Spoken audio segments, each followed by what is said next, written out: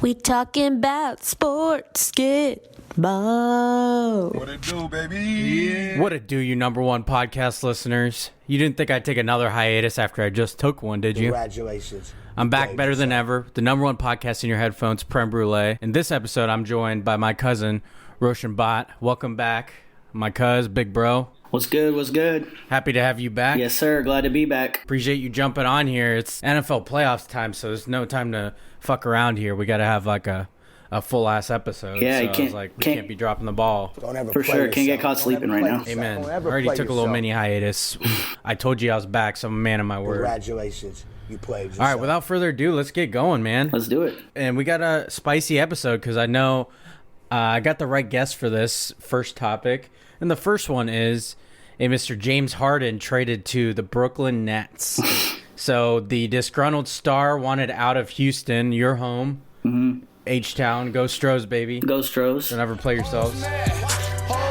So this 4-team deal sent Harden to the Nets. Karis LeVert went to the Pacers, which, by the way, thank God he got traded because in his physical they found some mass on his kidney, I believe it was. So might have like saved his life in a weird way. So, I mean, I hope he's okay, but it's important they found that thing, and hopefully he's okay, even though he's from the team up north.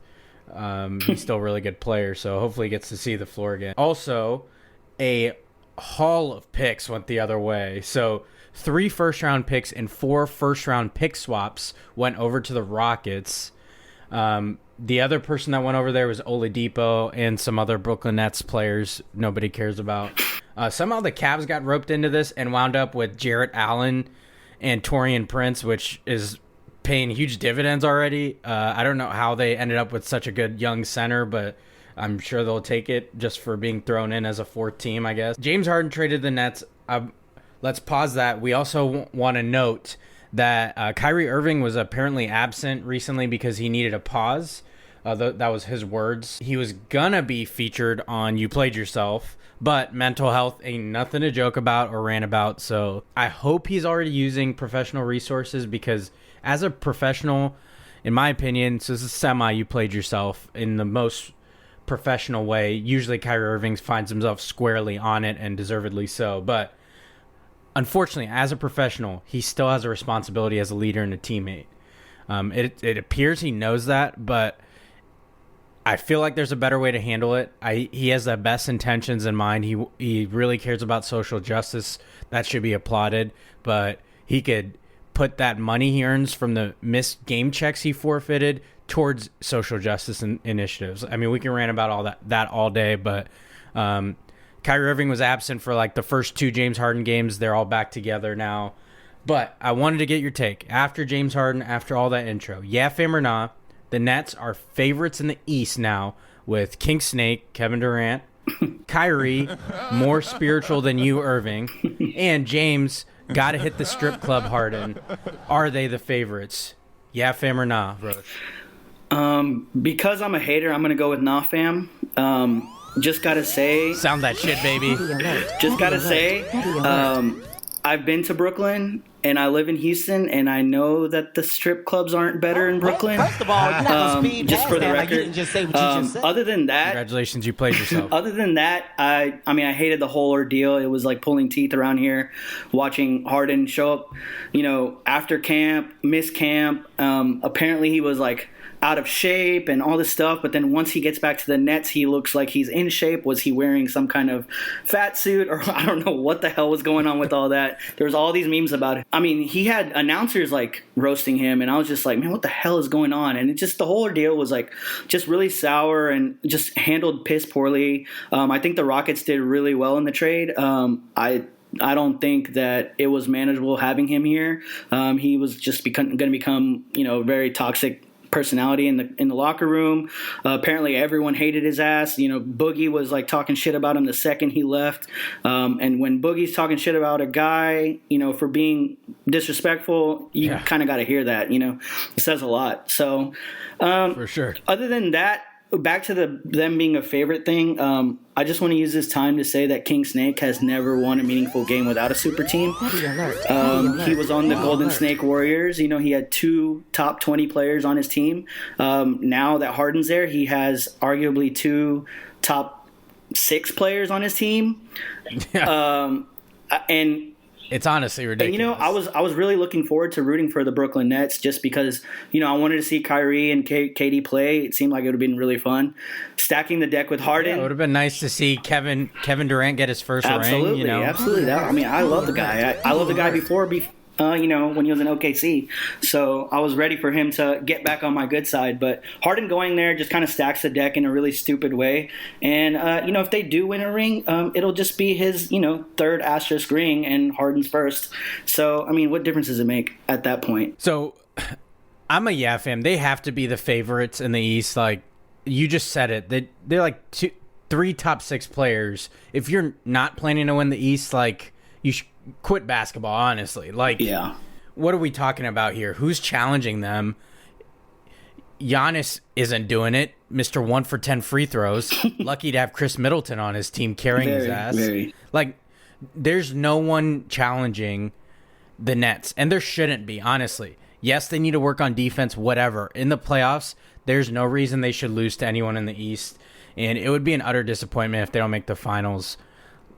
Legitimately, they should not miss the NBA Finals. That should be bare minimum. If they fall anywhere short of that, this season is a failure. Absolutely. I know we use that tongue-in-cheek. However, I'm still picking the Lakers. We're going to talk about James Harden a little bit more, but I do want to talk about, like, we're going to talk a little bit about this too, like minority coaches in any professional sport. You have someone that people were genuinely happy about getting a job in Steven Silas on the Rockets. And this man, James Harden, half-assed it so much, didn't even give this guy a chance to win to start his first head coaching job. And that's super unfortunate. It's super unfortunate. I don't want to spoil too much of it later, but I will say, yes, the Rockets got as much as they could get back, and hopefully it sets them up for a better future. They did great with picking up Oladipo, and the thing with Oladipo is he's a serviceable player now, but his contract's expiring, so if they choose to not sign him, they have a lot of money to mess with, especially by letting go of Harden. So more on that later, but I'm a fan. They should be favorites in the East. Throw a big-ass asterisk on it. All right, I got one more topic for you. All right. Before we get to you played yourself, your favorite section, my favorite section, we call it microphone therapy. Absolutely. But, fam or not, over to the NFL. This is the beginning of a new era for the Cleveland Browns. So, a little background before I get your take. The Browns lost in the divisional round to the Chiefs 22-17.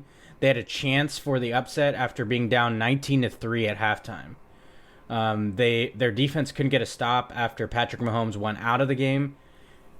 Was this year a fluke, or is it the start of something different in Cleveland? Fam or nah, beginning of a new era for the Cleveland Browns. I'm going to go ahead and say yeah. I found that their games were really fun to watch. You catch a lot of stuff on Red Zone, and just watching their offense just kind of click on all cylinders is like really shocking. It feels like it's been like my entire life has gone by without them ever being good at anything. So I'm happy for the city of Cleveland to have a good football team at least. But Baker seems to be a lot more comfortable with this new, run first offense. It kind of frees him up a little bit. Seeing Odell Beckham go out kind of sucked. I feel bad for the guy. He was stuck in shitty ass New York and then ended up in shitty ass Cleveland. And then the year that they're good and end up in the playoffs, he's sitting on pine with a torn ACL. But and it was on a interception. Yeah. Return trying to make a tackle. Yeah, the whole thing sucked. And despite them like going ahead and signing Kareem Hunt, which fucking sucks, but the product is solid. It's fun to watch. And yeah, I think it's if they tighten up their defense and they keep most of their pieces intact, I don't see why they shouldn't even win the division next year, because Pittsburgh's going to be toast. They're like in salary cap hell or something. I think the Ravens are I just think the Browns have a way higher ceiling. I think the Ravens' ceiling was last year. Once they figured out, how Lamar works, and until Lamar gets his like passing game like going, B+ or higher, I don't think the Ravens are built for a championship. You forgot to mention the Bengals. Oh, yeah. I forgot they were a team. That's awkward. Get Burrow and ACL. Get Burrow and O-line. Sorry, his ACL, man. Come on, They need to. They were on last episode. They played themselves. They had a real opportunity to get the best tackle in the draft coming up, and hopefully they get lucky and Penei Sewell falls to them because yes, they need to protect Burrow with everything in them. Yeah, Speaking of pieces, they have some pieces. It's for just sure. if you can't keep your number one pick upright. But anyway, we don't need to focus on them. So I'm a fan to this. I think this just feels different. You kind of hinted at it. I think Kevin Stefanski seems like the right fit. I do think they're going to let Odell Beckham go in free agency. I just think they function pretty well, unfortunately, without him. And I wouldn't be surprised. We just talked about the team. How much could a team like the Ravens use Odell Beckham? Yeah. Like, Lamar Jackson loves the middle of the field. You could run slants all day with him. You could stretch the field with him and open up the middle for their tight ends. They love throwing to the tight ends, all that. I think Odell Beckham's going to walk. But Cleveland has other priorities. Just like you mentioned, their running game, they got to have contract extensions for Nick Chubb, who's arguably the most important piece on their offense because Baker's better when they run the ball. Everything's better when they run the ball. For sure. And Denzel Ward on defense. Go Bucks. Go Bucks, baby. He has been... Those two guys came from the same fucking draft, too. Yeah. What a draft by them. And Denzel Ward, I think, is a cornerstone corner. They need to keep him. And we're forgetting all these things. The Browns have two big young players coming back that got hurt for the year in Greedy Williams and Grant Delpit, who are very high picks. I totally forgot about Delpit. Yeah, both LSU guys actually happens to be, but they have people coming back, and they had some injuries at the end of the year, like Olivier Vernon went out, so that was a big loss for them on the defensive line. I think they're set up to do really well. They really did play themselves in that Chiefs game, though. I think we kind of breezed past it. I don't think they should have punted on that, what ended up being their last drive. That was painful. Yeah. How many times have we seen that, with our teams, don't fucking punt it? Went through it with Jason, when Jason Garrett was the coach of the Cowboys. Stop fucking doing it. I mean, against premier offenses. You can't give a premier offense a free possession. That the game is over. Exactly.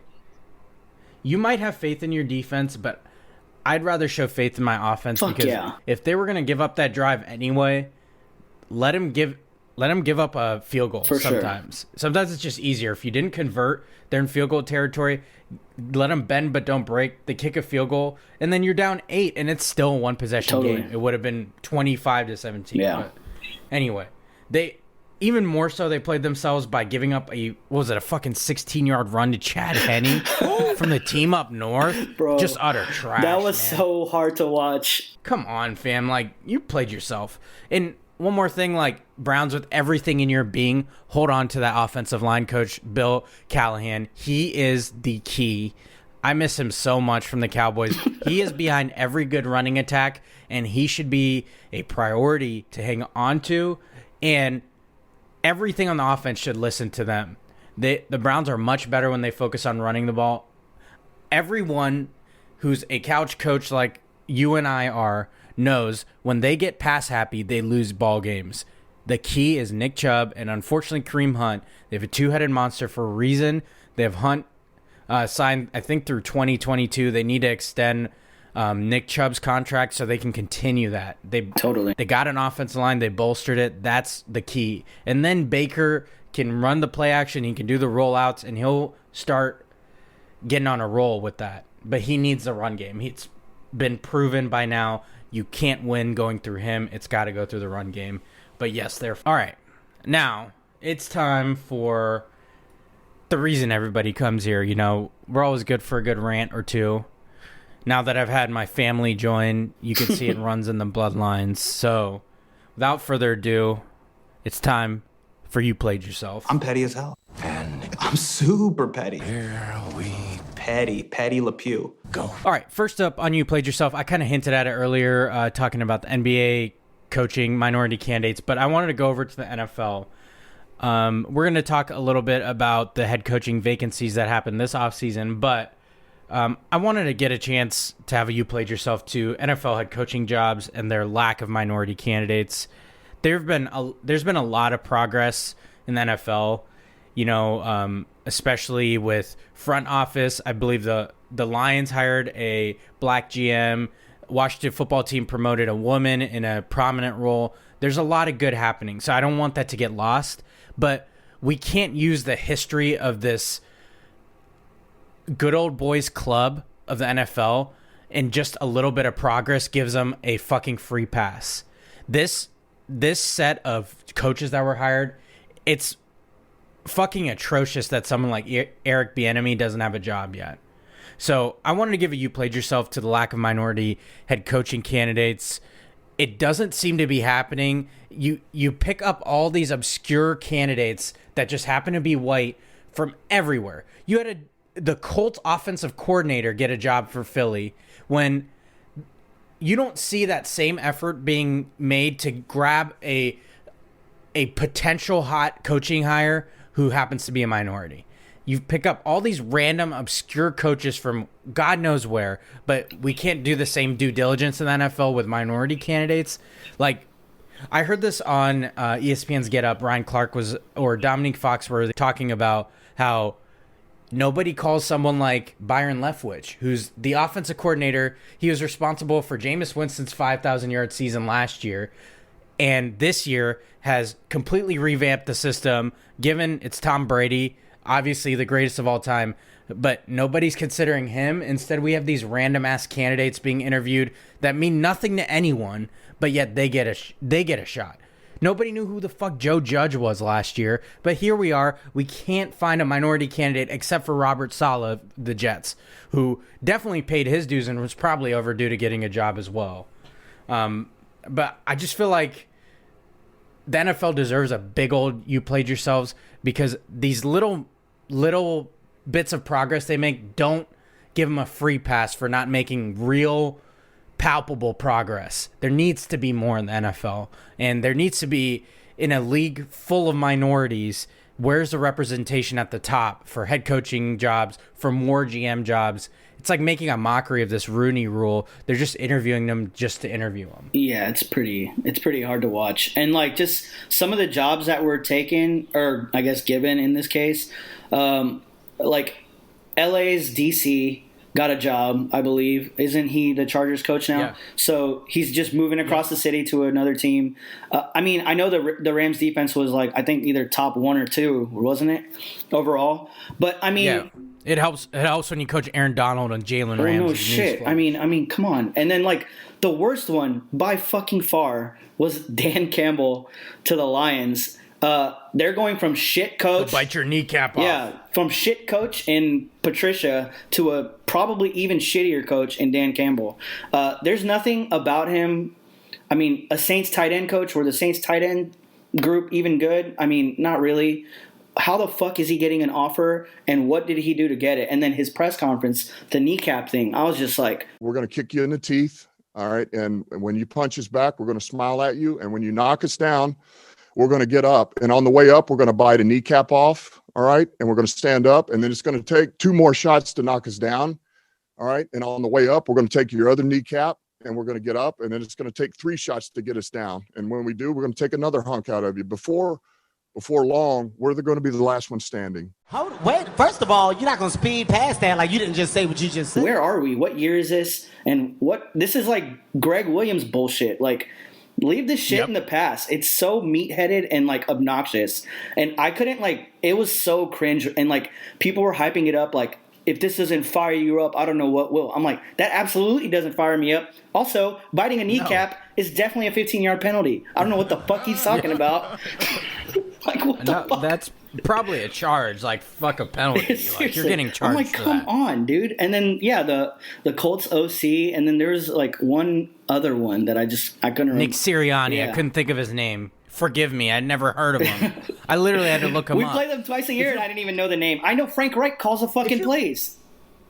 If you're plucking a coordinator from Indianapolis, why wouldn't you get their defensive coordinator? I can't even tell you. And it makes no fucking sense. Like, some of these candidates that are... Yeah, Dan Campbell is one of them. And you're talking about, speaking of that, a franchise that fired Jim Caldwell. They haven't had as good of a record since Jim Caldwell left, and they fired him for going 9-7. So, oh, by the way, Jim Caldwell just happens to be a minority candidate. Yeah, shocker. Do with that what you will. Shocker. Okay.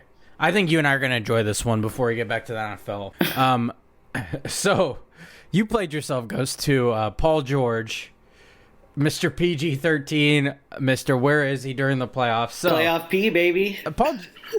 Playoff P. Pandemic P. So he said, quote, "I'm coming back with vengeance. I didn't like not so much the noise and everything around the way last season ended, but just the fact that people saw weakness. And I had to address that. I had to answer that. That fueled me. That put me in a place where I wanted to come back and be myself again." End quote. So his numbers at some point recently were around 20. He's averaging around 25 points per game this season, 6 rebounds, 5 assists, around those numbers. Fam, Paul. I'm going to call you Paul because I don't think you deserve nicknames right now. Paul, we didn't see weakness. We saw you fucking suck. Your regular season numbers have never been the issue either.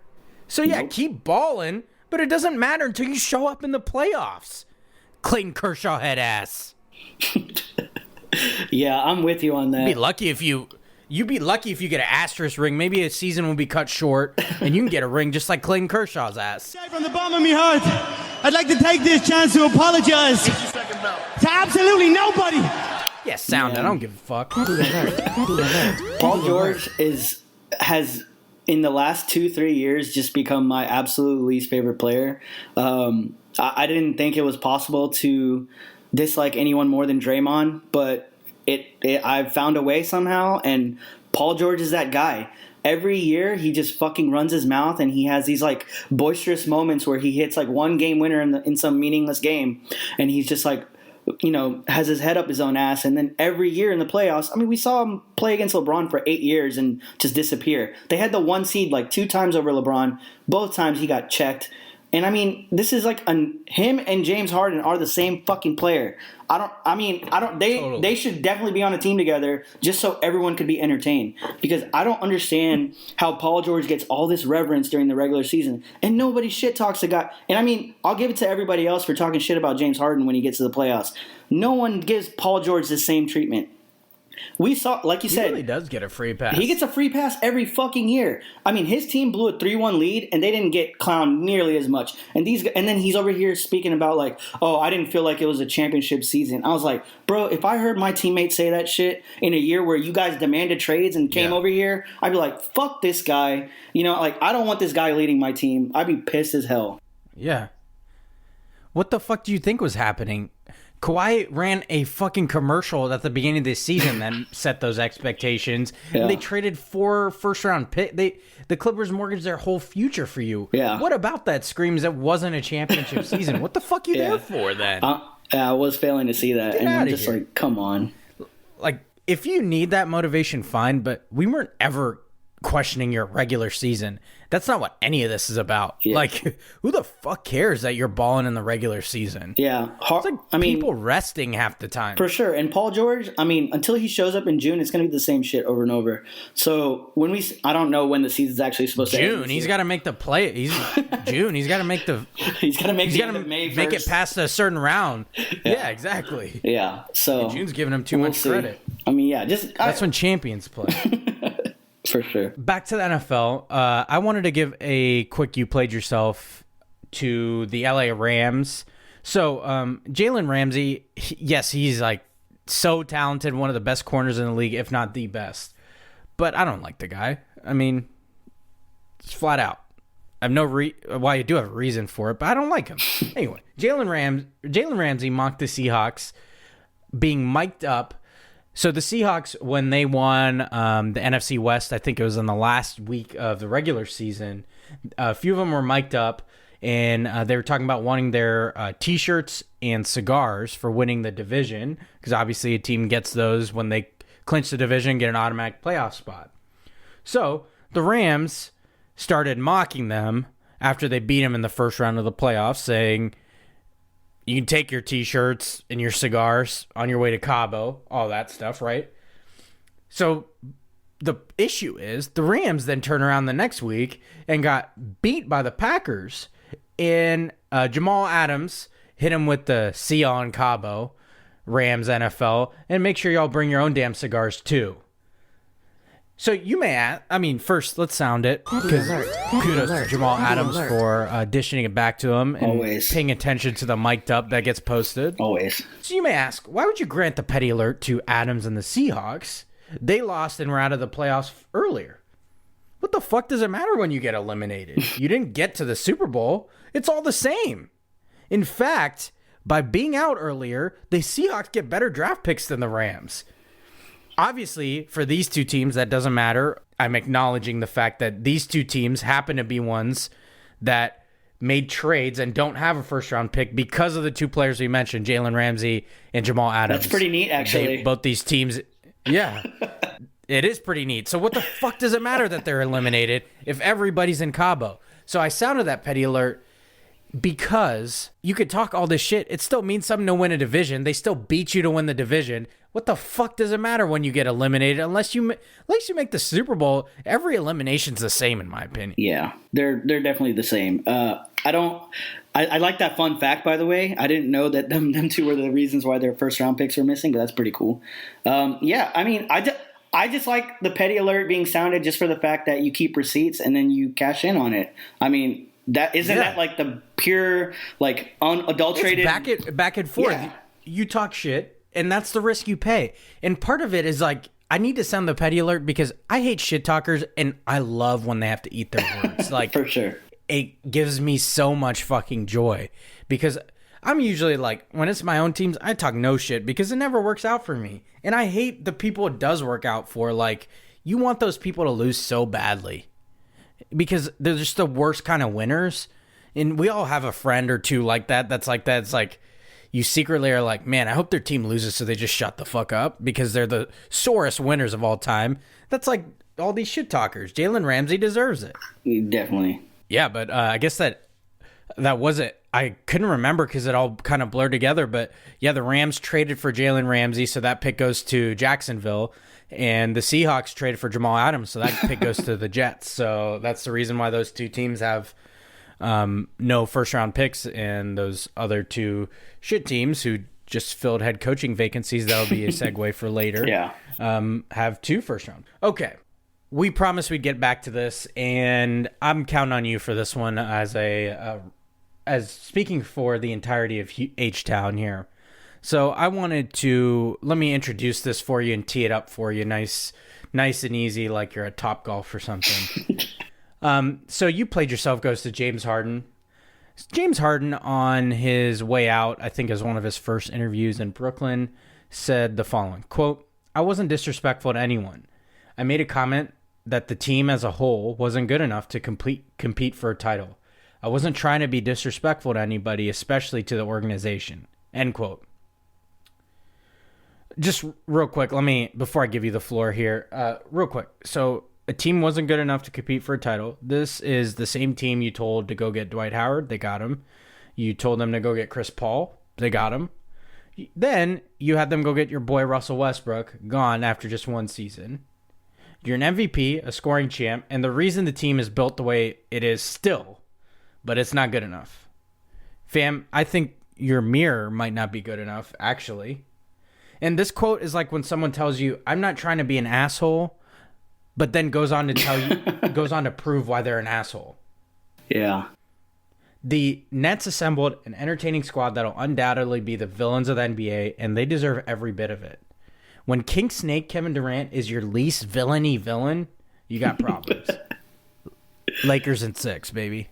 Yeah. Isn't it amazing how we root for the Lakers now? I never thought in a million years I'd be rooting for the Lakers, but LeBron does wondrous things. Listen, it's all about LeGod James. Yeah. I root for the Los Angeles LeBrons. Yeah, for sure. So, I mean, as a Houstonian, I root for the Rockets reluctantly.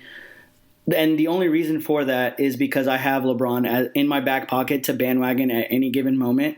So whenever things go wrong with the Rockets, I'm like, doesn't matter. I'm a LeBron fan. Who gives a shit? And so every year when Harden chokes his way out of the playoffs in some extremely embarrassing fashion, like getting pickpocketed by Manu Ginobili or missing 27 fucking threes.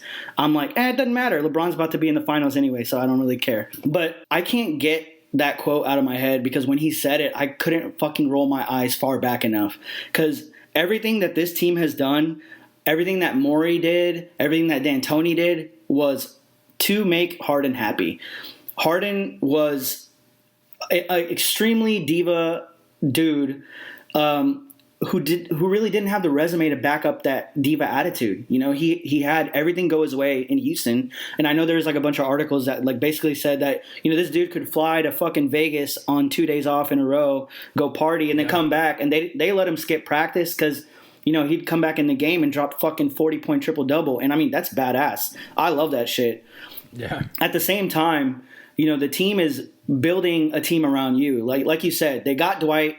Dwight fucking hated Harden, so their chemistry was very apparent. Like it never seemed like they ever got along. And Dwight was really good when he got here. Just for the record, Dwight wasn't a chump. Yeah, prime of his career. Dwight, people act like Dwight was disgraced from the NBA for a while, and people act like Dwight sucked when he got here. He was fresh out of Orlando. He was fucking good. He was like 4 times All NBA. He was. I mean, I was excited. This is right after he shafted the Lakers. Yeah, I was like super excited to actually see him in a Rockets uniform because I was like, this shit is about to be fun as hell. Pick and roll with Dwight and James Harden is about to be badass. Yep. Anyway, you know, then Chris Paul and then Russ, and like the one thing about that really bugs me is not running it back with Chris Paul. That shit grinds my gears because I'm like, you were better than the Warriors that year. You were a hamstring away from walking to a fucking title. Because, I mean, let's face it, that Cavs team wasn't beating anyone in the West. There's just no way. They got steamrolled by the Snakes, and they would have got steamrolled by the Rockets. That Rockets team was so good. I don't know what in Harden's mind got so fidgety where he was like, fuck that. I was like, Chris Paul and Harden, that experiment sounded like a disaster. It worked so well. They were so hard to beat. I mean, the Warriors couldn't even figure them out. And, like, these top defensive teams couldn't figure it out. And so saying that these teams weren't good enough after you basically, you know, everyone jokes about LeBron being the GM, but, like, he does it at least undercover, you know? James Harden was, like, publicly demanding these things according to everyone in the locker room. You know, he was like, I can't play with Chris Paul anymore, probably because Chris Paul fucking shows up to practice and has a family and doesn't go to strip clubs. So he's like, fuck this. But then you trade for another family man in Russ. Like, you should have gotten Paul George. That's what you should have gotten. Yeah. You should have just fucking gotten Paul George so y'all could party all the time. For sure. And I never understood that. And while we're here, me as a LeBron fan in Houston and talking a lot of shit about Harden, people are like, well, how are you a fan of LeBron? You know, he's blah, blah, blah. He's gone to all these different teams. I'm like, he has waited till the end of the contract every single time. Not once has he demanded a trade from anybody, especially in his first stint in Cleveland. The fact that he didn't demand a trade during those like 8 years is incredible because those teams were fucking abysmal. Like, just for fun, if you forgot, go look at his finals roster from 2007 and be like, how did anyone not demand a trade after that? He had to go to the finals with the scrubs of scrubs and somehow drag them by the feet to the finals. And it's amazing. You know, he waited till his contracts were up, and he also had the winning pedigree to earn that right. You know, these guys, Paul George and Harden, even Kawhi, they demanded trades like mid-season or whatever it was without having the winning pedigree. And like even Kawhi, he ended up forcing a trade to a team that was the top 2 seeds for like 3 straight years without him. And so they basically just upgraded DeRozan. So his quote-unquote winning culture is him just upgrading DeRozan, and he won a title with them. I mean, that's not really that impressive. And like against an injured... Yeah, against the Warriors. And then he leaves, and Toronto still gets to the playoffs and does pretty well in the playoffs. So none of that shit was impressive long after the fact. So this Harden thing is just trash. I will admit, I like the highlight reels. I'll probably watch a few Nets games and like reluctantly cheer. But, you know, when the playoffs come around, I will definitely be rooting for them to lose. He just did things in such a wrong way. He never gave his new teammates a chance. He didn't show up. He was not professional in the least bit. Yeah. in his time in Houston. And if you looked at his stats, you could tell he was just packing it in with Houston because he was averaging the lowest point average he's had ever. Well, in the longest time, ever since he's been in Houston. And then as soon as he gets to the Nets, first 3 games, he has 2 triple-doubles. No. Like, it's pretty funny. Like, that's the shit that's like, we're talking about it's hard to defend. Professionals here. Like, we talked about it with Kyrie a little. His intentions were in the right place, but that's just an utter lack of respect for the game and for your teammates. And people like Boogie Cousins are right calling him out. It's just bullshit. Like, the way you treat your teammates, even if you have no intention to be there, fucking show up, man. Yeah. Until they send you home. You made them send you home. Like, that's some bullshit. Yeah, and not to mention, like, going back to what you said about Coach, Steven Silas is, like, a pretty innovative guy. And, I mean, he basically sabotaged his entire gig. And, you know, Christian Wood is a fucking baller, by the way. Yep. I think pick and roll with Harden and Wood, a guy who can shoot threes and pretty much fucking dominate everywhere else, it's kind of a missed opportunity on Harden's part. Especially John Wall's pretty back to form, which is surprising also. I mean, I think he hasn't played in so long, so he's still getting back to form. I think if Harden fucking showed up to camp and gave it a go, I don't see any reason why Rockets wouldn't have been a top 5 seed in the West. I mean, I don't see it. I know. Now, he's fortunate to not still be in the West because they sure as hell weren't being the Lakers. So from that sense, that's fine. But I think you and I are both in agreement. If he thought his time in Houston was over, there's a better way to go about doing it. Like, at least be respectful to the game and your teammates that you're eventually going to leave so that you don't leave in that fucking sour way. Yeah, now he's about to get a bunch of hard fouls his way when he plays Rockets. Oh, yeah, and he deserves every bit of them. Yeah, Boogie's about to get ejected for sure. Absolutely. I would love if they were still in the same conference so they played each other. I know. That wraps up. You played yourself. Now it's time for who you got and what you feeling. I wanted to recap last episode who you got. Vish joined me last episode, and we talked NFL playoffs. We made our picks for the championship round, and both of us were correct. We both picked the Chiefs Bills in the AFC and the Packers Bucks in the NFC championship game. So we actually got that one right. I know that a lot of those, I feel like the AFC, a lot of people were going that way, but the NFC, especially that Bucks Saints game, was the split between most folks. I think some people maybe thought the Ravens could have upset the Bills, but we went with the top 2 seeds in the AFC, and then a Rodgers-Brady matchup. Then we talked about the NFL head coaching jobs, which one was the best opening, which one was the worst. Of course, by now we know the candidates were the Eagles, Chargers, Jags, Jets, Lions, Falcons, and, of course, your Texans. Maybe not yours for much longer. We both agreed that the Eagles was the worst opening and the Chargers was the best. The Eagles filled theirs with the aforementioned Nick Sirianni. And the Chargers hired the defensive coordinator from the Rams, Brandon Staley. So I guess the guy didn't have to move. That's kind of nice for him. That's pretty clutch. Same stadium, too.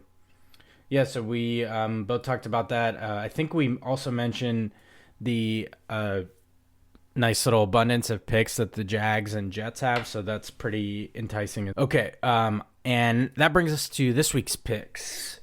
Obviously, we're going to go NFL and make our picks for who we think is going to reach the Super Bowl. First up is NFC Championship game.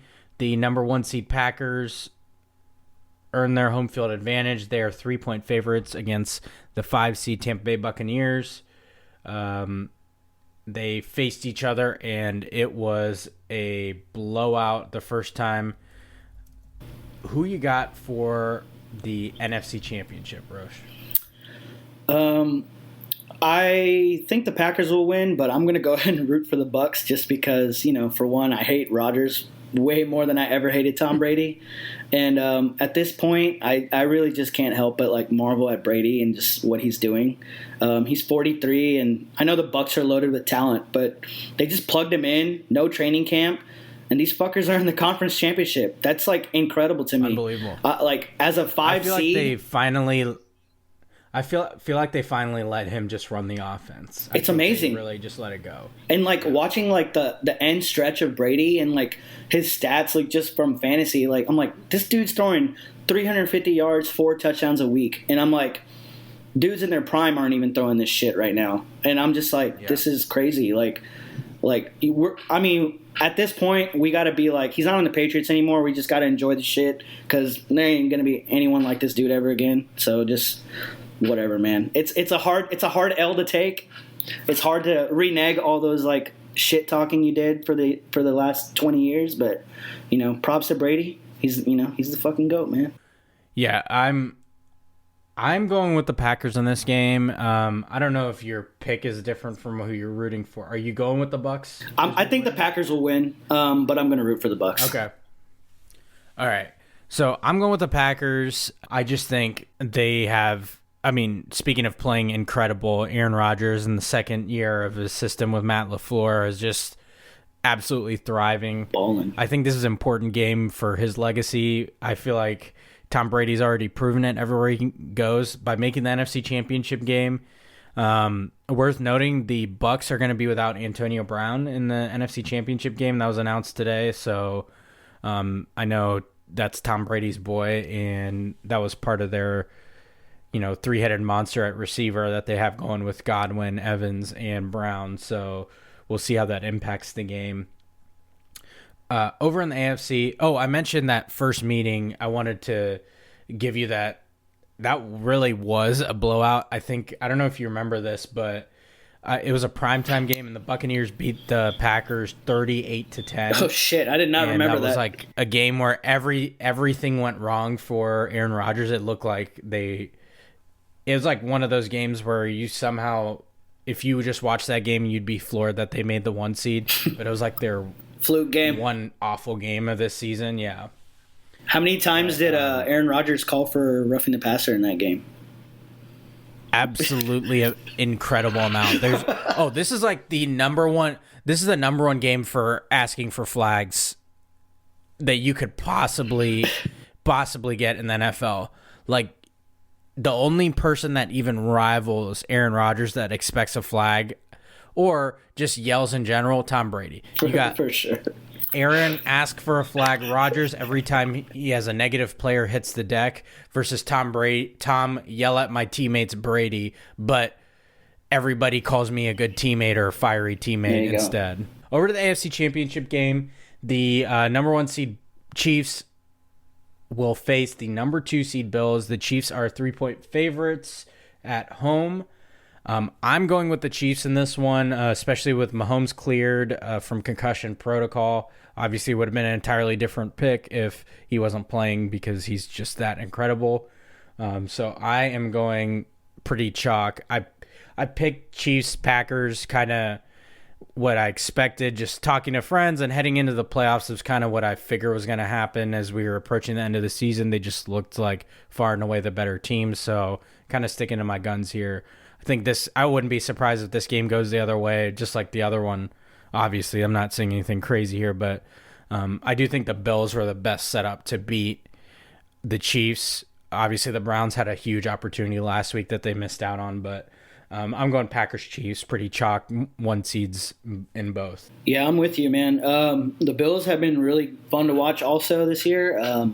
Shout out to Josh Allen, man. After losing to Deshaun last year in the playoffs, this dude has become an entirely different player.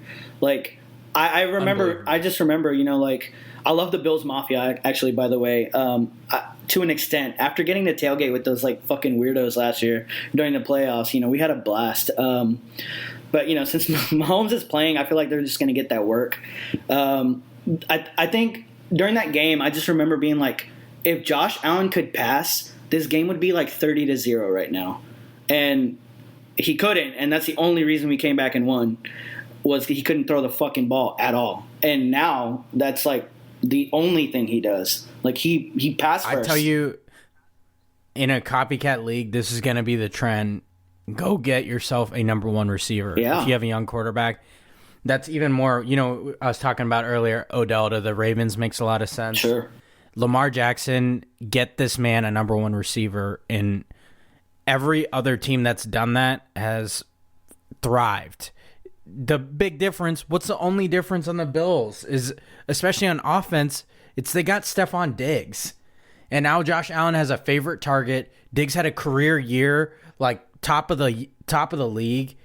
It is a huge deal when you get a young quarterback, a go-to player, because it just opens everything up for them. They pass the ball so much, and part of the reason is they got Diggs, and their bromance is real. Like, it seems very real. For sure. It's just like how how the Texans gave Kyler his number one receiver. And, they just like, we don't need one. So they're just going to give Kyler his. That was unfortunately the other example. I didn't want to bring that one up. Yeah, it's all right. I just did it for you. I mean, okay, that's kind of a nice segue. We're talking about a team like the Texans with a head coaching vacancy. So last episode, Vish and I talked about the best and worst job openings.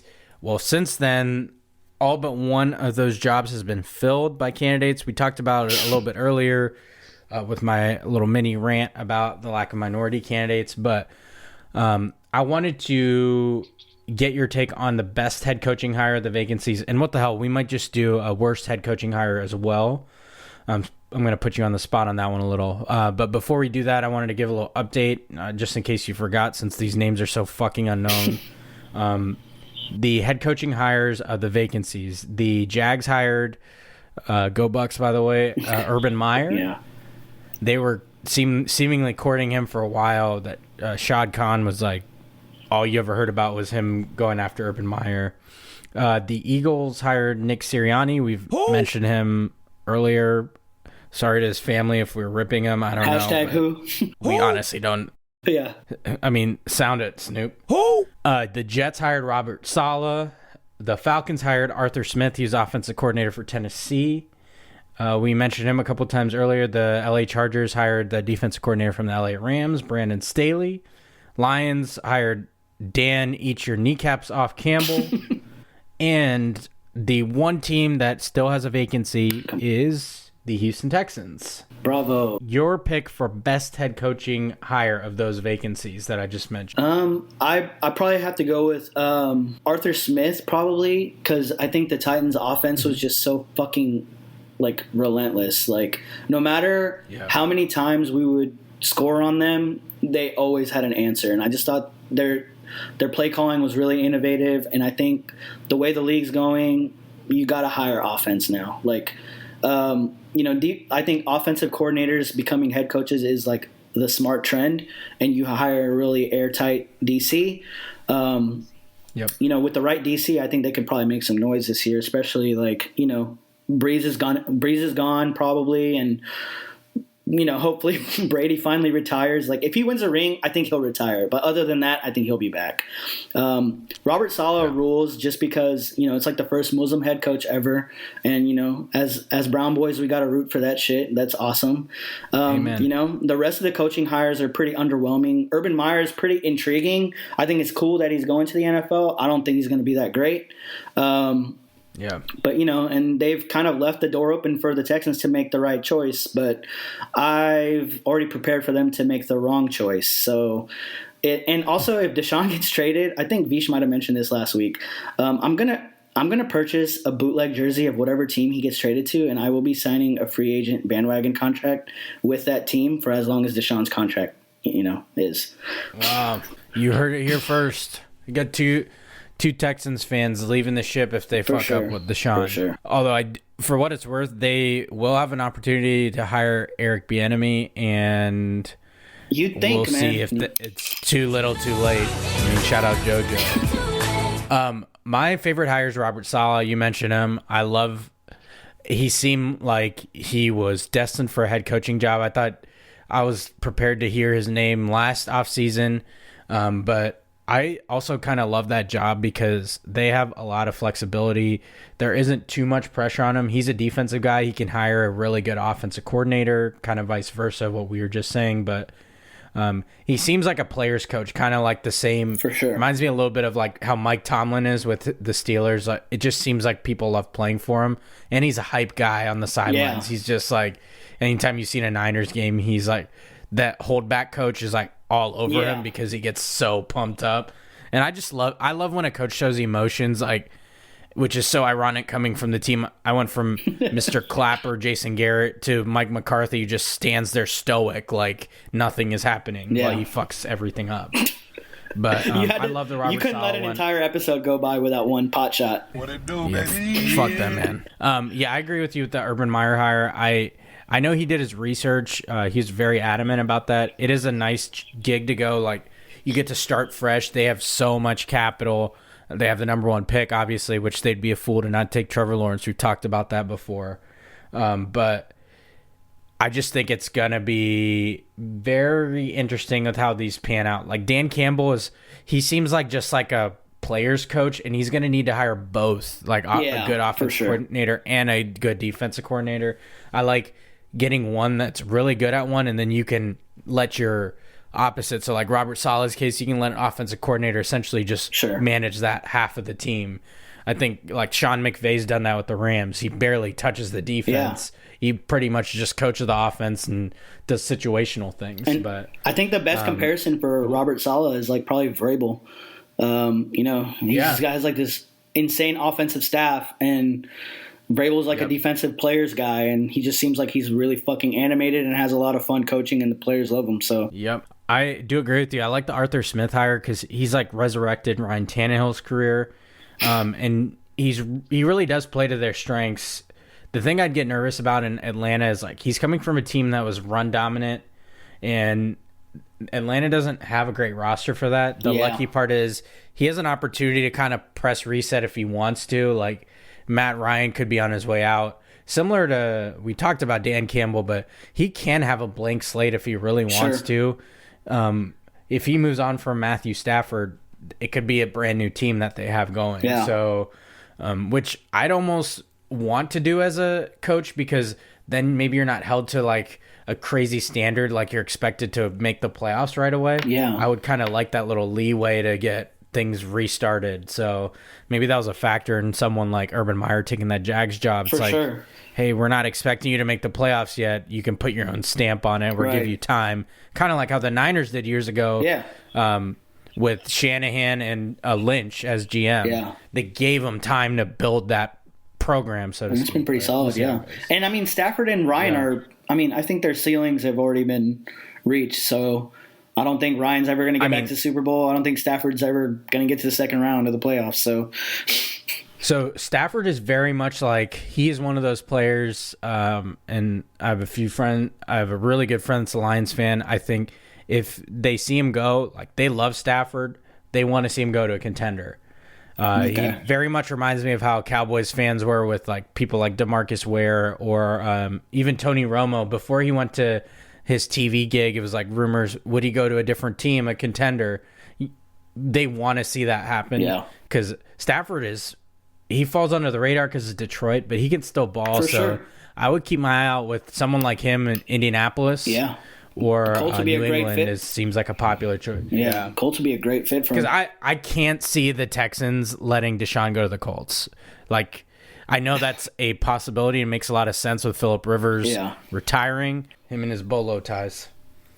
Okay, I wanted to get your take. You thought of this, and I thought it was very worthy. We kind of hinted at it just now. Which team will your boy Deshaun Watson be suiting up for next season? Okay. I am going to stay strong, and I'm going to say he's going to be a Houston Texan next year. Because let's go. I like it. Because, one, I would love to continue rooting for my hometown team. I do not want to bandwagon the fucking 49ers or the fucking Dolphins. And, I like that you mentioned the Colts. You said you don't see the Texans trading Deshaun to the Colts. I didn't see the Texans doing a lot of things. So it would actually be ideal if he went to the Colts just so I could see Deshaun destroy the fucking Texans twice a year. Like, that would be hilarious to me. And I would wear a Colts jersey. And I've spent the last 18 years hating the fucking Colts. And I'm just going to switch ships like this. I don't care. If Deshaun is gone, I'm gone. But I do think that I'm going to put a positive hubris around this shit just because I'm This fucker Cal McNair can't be this tone deaf and can't be this stupid. I know he reads the comments. I know he's like looking at all these social media posts and all this stuff. It's just like, I think he's like finally under the threat of losing season ticket holders and doing all this stuff because he's in such a football town that no matter what the Texans have done, they've sold out every game at NRG and all these like money related things that allow them to look over winning basically. And so if they traded Deshaun, they're going to literally hear – like Deshaun had to go on Twitter in the last week and be like, hey, guys, don't protest. Like they organized a protest from his fucking sandwich shop, which is like 2 blocks away, to NRG, which is also the dumbest thing ever. But Deshaun had to get on Twitter to be like, hey, guys, we're in a pandemic. Please don't do that. And it's just like the fact that he did that, I was like – maybe he's still – I mean, I know Deshaun wants to be here because he just seems to love Houston. Like, Houston fits his personality, blah, blah, blah, whatever. You don't want to see – I mean, Miami would be lit for a dude like Deshaun. Don't get me wrong. But, I mean, I don't think he wants to go to the 49ers. I don't think he wants to go to the Colts. Houston's a very cool city to be in for someone like Deshaun who just, like, has, like cool lifestyle, He's, like – very into the culture of Houston and the community, and he does a lot of cool work, and he's opening sandwich shops, and I think he wants to be here, but I think he wants the team to make the right moves, and I think that they're going to make the right move. Now that all these head coaching things have filled out, I really think they're going to hire Bieniemy just like to appease him. I don't think they're going to do it for the right reasons. Don't get me wrong. Like, they had to be forced to basically even request a fucking interview from the guy, and I think they'll hire him or someone that Deshaun likes, and we'll see what Caserio can do. I mean, he's built some pretty great teams. So, I mean, at this point, I got to have faith, but I don't. So, whatever. It is what it is. All right. I'm going to put some positive energy, too. I'm going to say the Texans, but I do want to give a caveat to maybe some teams I would consider if I were the Texans. It would be pretty – I mean, Miami would be cool, but it'd be interesting because the Texans would get back their own pick, seemingly. Which is hilarious. If they made that trade, like, yeah, it'd be kind of funny to think, like, wow, what are we doing here? Obviously, they would get more picks than just that number 3 that's actually theirs, but that would be kind of funny. So I'm going to say the Texans. I think they do find a way to make it right. And maybe Deshaun can have them pull some other strings, get him back a fucking number 1 receiver. Yep. Let him thrive some more. This dude is putting up historic numbers, responsible for like some absurd percentage of their team's yards. Is like 83% of their yards or something like that. And you could tell how much it meant to him when he got his extension. That was just back in September, by the way, in case you guys forgot. Feels like 3 years his ago. Emotional press conference. It feels like that long ago, but he just got paid by them. So to the point that they fucked it up is it's actually insane how badly they fucked it up. Like, he didn't ask them. I know you guys have ranted about this. He didn't ask to be part of this. They literally overpromised something and then didn't even deliver on any part of it. So I have to feel like some action. I think eventually Deshaun will answer the phone. I know he's dodging their calls right now, but I think they'll make the right hire. It might be for the wrong reasons, like you said, but I'm definitely like alternatives. I'm looking at a team like the Dolphins. I would also, I know this has been said a lot, the Jets should absolutely try to make that call because they have picks that they can offer, and they would get a franchise quarterback and have the capital to give back. So they could start with the new coach and build a team around Deshaun, go get a receiver. There's a huge crop of them in the free agency, or there's so many in the draft this year too. Jets jerseys are ugly though, man.